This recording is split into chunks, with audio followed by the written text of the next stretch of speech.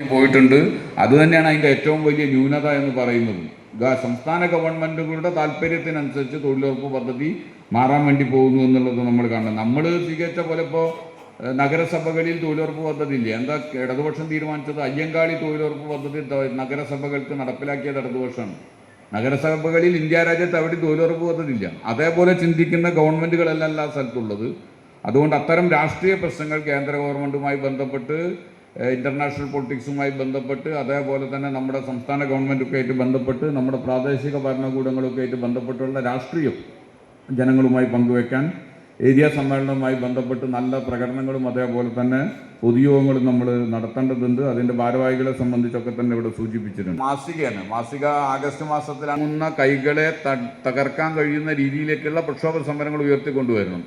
അതിന് തൊഴിലുറപ്പ് പദ്ധതി യൂണിയനുമായി ബന്ധപ്പെട്ട്, NREGA യൂണിയനുമായി ബന്ധപ്പെട്ട് നല്ലപോലെ ചർച്ച നടത്തി ആ സമരം ജൂലൈ മാസം 1-ാം തീയതിയാണ് നമ്മൾ നടത്താൻ തീരുമാനിച്ചിട്ടുള്ളത്. നല്ല വലിയ പ്രക്ഷോഭങ്ങൾ, അതൊക്കെ നല്ല പൊളിറ്റിക്കൽ ക്യാമ്പയിനായിട്ട് എന്താണ് തൊഴിലുറപ്പ് പദ്ധതി എന്നുള്ളത് വിശദീകരിക്കാൻ നമുക്ക് കഴിയണം.